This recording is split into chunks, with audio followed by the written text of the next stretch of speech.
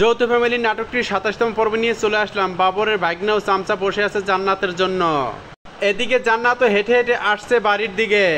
বাবরের ভাগনা ও চামচা জান্নাতের পথ আটকে দাঁড়ালো। তারপর জান্নাত তাদের চোখে স্প্রে মেরে চলে গেল। খুশির ফুফাতো বোন বসে বসে মনের আনন্দে সেলফি তুলে। এদিকে খুশি ঘরের ভিতর থেকে বের হলো গোসল করার জন্য এবং তার ফুফাতো বোন বললো, আপু তোমার ফোনটা দাও, একটু কথা বলবো। তখন খুশি বললো, ধর মেলা টাকা আছে, কথা বল। এদিকে খুশির ফুপু আর খুশির ফুফাতো বোন দুজনে তার মোবাইল ঘেটে তনুর ও সোহাগের নাম্বার নিল। তারপর বাবরের ভাগনা ও চামচা চলে আসলো বাড়িতে চোখ বেঁধে। তখন বাবরের বউ উঠে বললো, খয়রাত নাই, চলে যাও। এদিকে আঙ্গুরি আসলো ছোট কাকার দোকানে টাকার জন্য। ছোট কাকা আঙ্গুরিকে বললো, দেখো সেদিন তুমি তোমার বাড়িতে বসে যেটা করছো সেটা আমার মনে পড়ে গেছে।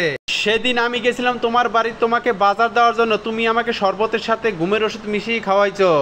তারপর আঙ্গুরি মুচকি এসে বলে, সময় পাবা মাত্র আজকে দি। এদিকে জান্নাত তনুর জন্য মন খারাপ করে বসে আছে। তন্নি জান্নাতকে খুঁজতে খুঁজতে হয়রান হয়ে গেছে। তন্নি জান্নাতকে খুঁজে পেল একটি বাগানে বসা আছে। তন্নি জান্নাতকে বললো, কিরে তুই একা একা বসে আছিস কেন? তখন তন্নি মুচকি এসে বললো, আমাকে একটি চিঠি লিখে দিবি? তারপরে জান্নাত তন্নিকে সোহাগের জন্য একটা প্রেমের চিঠি লিখলো এবং জান্নাত মনে কষ্ট নিয়ে বসে রইল। এদিকে তনু চাকরির জয়েনিং লেটার পেয়ে মহাখুশি। তনু আর সোহাগ মনের আনন্দে দৌড়াচ্ছে। তনুকে সোহাগ বলল, তোর জয়েনিং লেটারটা দে তো, একটু দেখি তো। তখন তনু উঠে সোহাগকে বললো, কেন তোর সন্দেহ হচ্ছে? সোহাগ উঠে বললো, কেন ভাই, না সন্দেহ নাই। তারপর দুই ভাই হাত ধরে যাচ্ছে মিষ্টি কেনার জন্য। ছোট কাকার দোকানে গিয়ে কাকাকে ফোন দিচ্ছে মিষ্টি কেনার জন্য টাকা ধার নেবে তার কাছ থেকে। ছোট কাকার দোকানে টাকার জন্য গেছে কিন্তু রাশেদ দেয়নি, ছোট কাকা নাই বলে। তারপর রাশেদ চাকরির কথা শুনে খুশি হয়ে তাদেরকে ১০০০ টাকা দিল মিষ্টি কেনার জন্য। এবং তনু আর সোহাগ রাশেদকে দোকান থেকে নামিয়ে গলা জড়িয়ে ধরলো। তারপরে তনু আর সোহাগ মিষ্টি কিনে বাড়িতে এনে সকলকে খাওয়াচ্ছে মনের খুশিতে। এদিকে তনুর চাকরি হওয়াতে সোহাগের আব্বা মন খারাপ করে বসে আছে একা। তারপর সোহাগ তার বাবাকে খুঁজতে খুঁজতে সেও চলে আসছে। এদিকে তন্নি আর তনু দুই ভাই বোন মিলে বাবা মার সাথে বুদ্ধি করতে আছে প্রথম মাসের বেতন পেয়ে বাড়িতে সকলকে নিয়ে পিকনিক করবে। তখন তনুর বাবা মা উঠে বলে, চুপ থাক, বেশি খরচ করার দরকার নাই। এদিকে সোহাগের আব্বা সোহাগের চাকরির জন্য পেপার পড়তে আছে।